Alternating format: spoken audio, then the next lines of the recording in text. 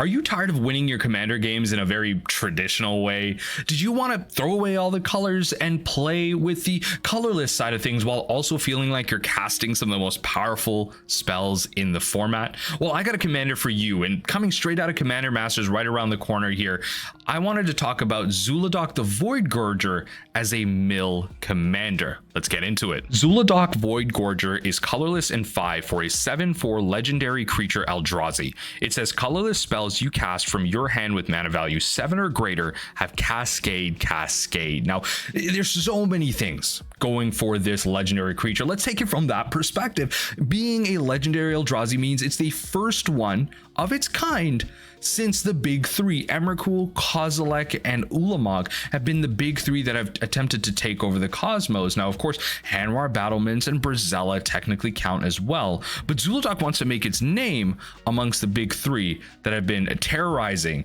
our Magic storyline since age old. Now, from the uniqueness of that, you also have Cascade. Now that provides a little bit of natural protection against one of the format's big feel bads, and that's counter spells. A lot of people want their spells to resolve, and when you're casting one spell and that's casting 3 more, your opponent's going to have a lot of problems picking between which one they want to counter, because how many of those in your pod have multiple counter spell players, and at that point multiple counter spells up at the same time? It's pretty sweet. And with that in mind, I wanted to take, as I mentioned, that mill perspective, give you an alternative way to win. And that's how I'm going to take this video. You're going to see timestamps down below, but I wanted to talk about not only the different types, we're going to talk about the creatures and the lands, but I'm also going to later in the video talk about the combos you want to look out for, the mill win conditions that you want to look out for, and then ultimately at the end, some replacements and add-ons that you might want to put into your deck based on how your pod is playing. Now let's get some of the smaller categories out of the way. I wanted to start with Planeswalkers. Now, Ugin the Ineffable is 6 CMC. It doesn't trigger the Zhulodok, but the key is colorless spells you cast cost 2 less to cast. Ugin is powerful regardless at 6 CMC. Now we're also going to be playing Ugin the Spirit Dragon, which is going to trigger off Zhulodok the Void Gorger, and Ugin is just powerful in so many senses, giving you the ability to exile permanents with converted mana cost X or less, dealing 3 damage to any target, giving you a little bit of spot removal, and of course putting 7 permanents from your hand onto the battlefield is almost game winning at that point. But hey, if you can get there, you're doing pretty good anyway. Next up in this build, I'm only playing 1 sorcery, and it's a really good one. Of course, All is Dust, 7 CMC. It's going to trigger the Zhulodok, but it's fantastic as a one-sided board wipe. Well, obviously, you're playing a colorless commander. You're not sacrificing anything. It's only woes for your opponent, a natural to include, and one that you can't miss. Up next in our instance, we have 2 really good ones in Scour from Existence and Titan's Presence. Scour from Existence being able to be triggered off of Zhulodoks, and you're going to see me say that a lot, but the CMC of a lot of these spells matter, because if they're not going to be triggering Zhulodok, they have to be doing a lot. So Scour, exiling target permanent is great. There's a lot of indestructibility in the format. Titan's Presence is also fantastic because you're going to reveal a colorless creature card from your hand. You're going to be casting them anyway, so it's fine. You're going to have massive threat. So now the next 2 instances that we have is Not of This World and Warping Whale. A little bit of utility. So Not of This World is such a cool tribal instant. At 7 CMC, you trigger it, you counter target spell or ability that targets a permanent you control. So if your commander is getting removed, if the creature you just cast is getting removed, whatever it might be, you're going to be able to counter it. But the Not of This World costs 7 less to cast. It could be free to cast if it targets a spell or ability that targets a creature you control with 7 or greater power. Guess what, folks? Zhulodok is a 7 power creature. So if you're playing protection for your commander, this is a free counterspell that triggers with Zhulodok on the battlefield. I hope you're understanding that this is one of the most auto-include spells in the deck and is fantastic. Now, talking about the creatures, starting off with the ones that will trigger the big bads. Artisan of Kozilek starts things off with a 9 mana 10/9 Eldrazi. When you cast a spell, return target creature card from your graveyard to the battlefield. A little bit of recursion on top of the Annihilator too, in case your opponent has some board wipes or removal. Blightsteel Colossus comes in next as a 12 CMC card, which is very important as a high CMC, being able to cascade into some of your other slightly lower cards out there in terms of CMC, but also again acts as an infect alternate win condition. We have Desolation Twin coming in as a 10/10 that'll create a token of itself. Have Emrakul, the Promised End, the Eldrazi's coming together to team up against you. Now it costs one less for each card type, and any type of reduction is fantastic. It's a great way for us to cheat these things out super quick. If That Betrays is a classic colorless big bad. Kozilek, Butcher of Truth, comes in as another Eldrazi, where when you cast this spell you draw cards, and as I mentioned in the late game, this is a fantastic top deck to recuperate. Annihilator 4 is great, and it's got that shuffle effect. Kozilek the Great Distortion is its other version, providing a little bit of interaction, some counter magic on your side. Meteor Golem also is another option of interaction. We have Pathraiser of Ulamog. Annihilator 3 can be blocked except by 3 or more creatures. This is just going to be 9 damage for free. Platinum Angel, you can't lose the game. Your opponents can't win. If your opponents have another win condition that's faster than what you're doing, Platinum Angel just stops that in its tracks. And speaking of Ulamog, previously we have Ulamog the Ceaseless Hunger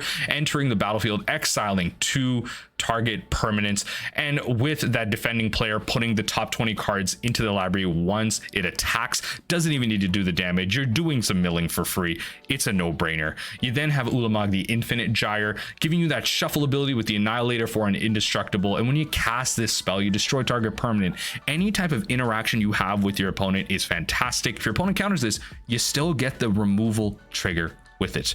You have Void Winnower as another big Eldrazi spell that really messes with people. Now there's a couple other cards that I want to bring here. I want to leave in a separate category. We have Sojourner's Companion, Myr Enforcer, and Mycosynth Golem. These are the affinity for artifact pieces, and we're going to be playing a real large amount of artifacts, folks. If you want to cast this spell for free and then Cascade, that kind of sounds like you're casting 3 spells for free. Finally, going into the few spells, the few creatures that I have that are actually less than 7 CMC. Why would I be playing them if they don't trigger with Zhulodok? Well, you have great value in a card like Wandering Archaic that has 2 sides to it. Painter's Servant. Now, we're going to go over this in the combo section. For many of you more astute viewers, you might already know the combo that exists with Painter's Servant. We're playing it and it exists. We'll talk about it later. Finally, we have our last less than 7 CMC creature, Oblivion Sour. Now, when you cast Oblivion Sour, it doesn't need to be from your hand. It could be from somewhere else, which is what's great. This works with Cascade effects here.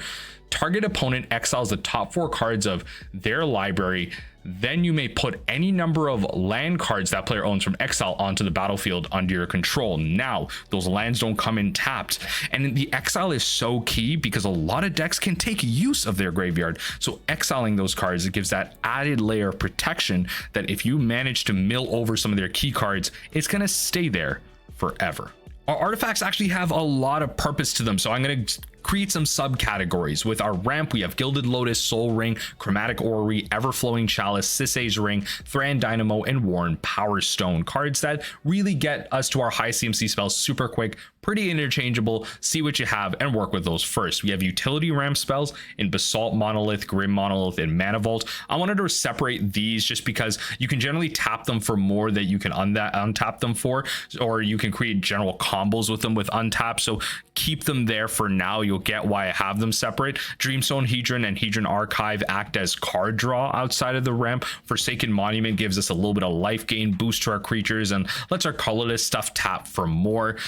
We have Skyclave Relic, which can turn into multiple relics if we needed to. We have Stone Speaker Crystal that provides graveyard hate alongside ramp, which can be categorized alongside Relic of Progenitus and Soul Guide Lantern. Look, at the end of the day, if you're milling your opponent as a sub theme, you need a little bit of utility to stop that, and ultimately your opponent just might be using your graveyard before you do any of this, so it's great to have this early. Decoction Module, Erratic Portal, and Obelisk of Undoing act as recursion for some of our spells. Voltaic Key and Manifold Key act as that untap, not only for our mill spells but also for some of those utility ramp artifacts that I was mentioning earlier.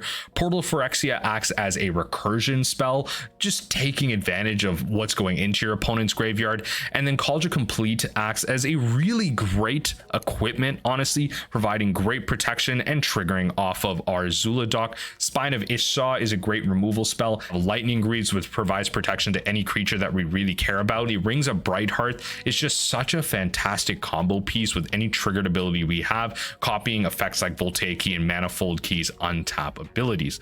Finally, we have our suite of mill spells, and these are the ones that are in our artifacts specifically. We have Altar of Dementia, being a way to sacrifice some of our bigger creatures. If our opponent's throwing interaction at them or getting rid of them, we might as well point them at something. We have Grindstone, which acts as that combo piece to an earlier creature I mentioned, bonus points if you remember it. Keening Stone is a fantastic way to just get a bunch of cards into your opponent's graveyard and really finish them off. If you've already been milling them a bunch, just put the rest of their library in there. Sands of Delirium, Wet Wheel, and Whetstone are all X tap mill spells. If you can create a bunch of mana, which we'll get into, you can create a whole lot of mana. You can throw it all into one of these artifacts and mill your opponent for a bunch. And then finally, it wouldn't be a mill deck without including something like Sword of Body and Mind to just, well, mill out your opponent as much as possible, because who doesn't love a really bad equipment spell?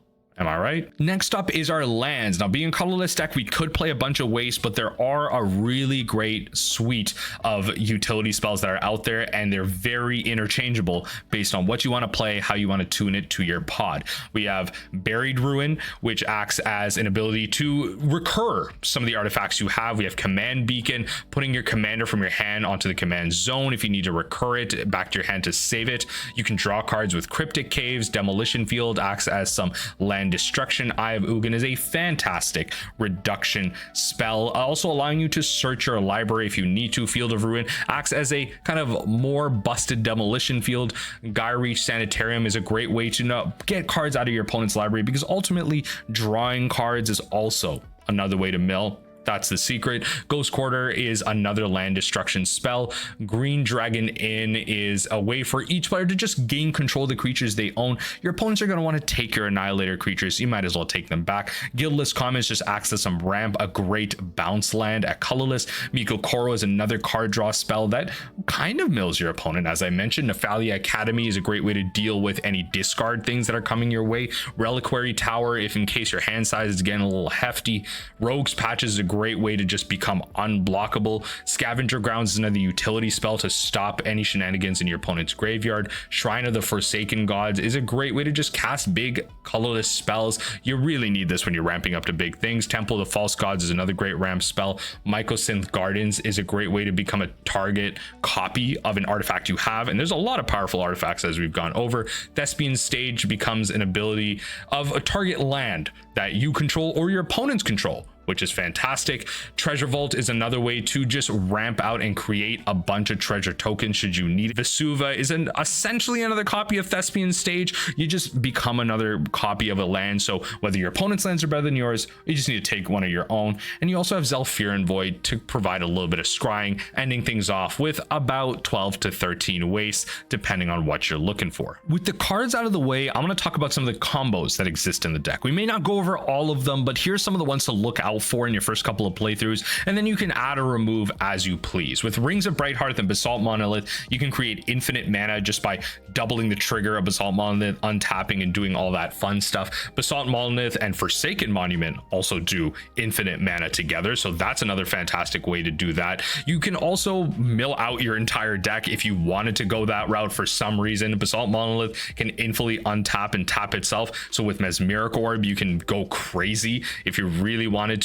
But then with Voltaic Key, Rings of Brighthearth, and a card like Everflowing Chalice with enough counters on it, you can also create infinite mana there. Now, as I mentioned, with that infinite mana, you can throw it into cards like Whetstone to just mill your opponent out for however many cards are left in their graveyard. So that's where you want to create those sinks. But another key mill combo that you're going to have access to is Painter's Servant and Grindstone. Now, when Painter's Servant enters the battlefield, you're going to choose a color. All cards become that color. And then Grindstone says, pay 3 and tap, put the top 2 cards of target player's library into that player's graveyard. If the cards match colors, then you do it again, and you can see where that's going with Painter's Servant. You essentially do it until they mill their whole deck out, and then if you have a Voltaic Key and some mana left, you untap the Grindstone, you do it for the next player in your pod, and you just keep going, and you're laughing all the way to victory. Those are some of the key combos that you're looking for. Again, there are some other combos that exist in the deck. You can get creative by adding some and losing some, but remember, you have access to a lot of tricky things. In this last section, I wanted to talk about some cards that you could add based on how your play group plays and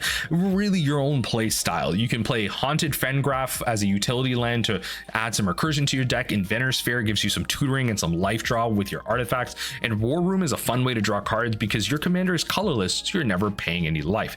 Next up, if your opponent is using their graveyards a lot more, you can play Sentinel Totem as a little bit of some scrying to smooth out your draws, but you can also play Nautiloid Ship, which exiles a graveyard on ETB and hits for a lot, alongside Unlicensed Hearse, which kind of does the same thing. It exiles your opponent's graveyard slowly, but also hits for a lot if you manage to crew it.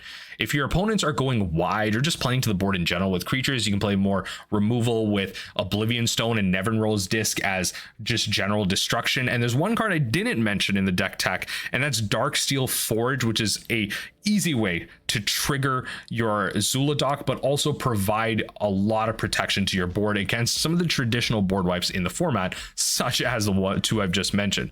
If you're playing against combo strategies, we already have something like Platinum Angel in the deck, but you can also play Platinum Imperium so that your life total doesn't change, and then also the Immortal Sun if your opponent's playing some type of, well, group hug deck. If you remember, we're not playing too many Planeswalkers, and one of them we're really just playing for the static ability at the end of the day. Finally, one of the cards that really is the elephant in the room, that's Void Mirror. The card that really stops our deck at the end of the day. When your play group gets smart and you play multiple times this deck through and you wipe the floor with them, your opponents might just play this. How do you get around it? Well, I'll tell you what, you can play Urbor, Tomb of Yawgmoth, and Yavimaya, Cradle of Growth. Now, this doesn't stop them from countering the cascaded spells, so maybe you don't cast your commander, but at least you can pepper in a black mana or a green mana out of your lands to then at least get your spells through until maybe you find a removal effect out of your deck, take that out, then cast your commander, and then go off. So you have some options and some really interesting options at the end of the day. And that's really it, folks. That's Zhulodok Void Gorger. Let me know what you think in the comment section down below. Is this a commander that you want to build? And honestly, how would you improve this deck? I may not have all the great combos in here, all the great mill spells, so I want to hear it from you in the comment section down below. What do you think of this card coming out of Commander Masters? And what do you think about Commander Masters as a whole? What are you excited for? What are you looking forward to playing in your next game of EDH?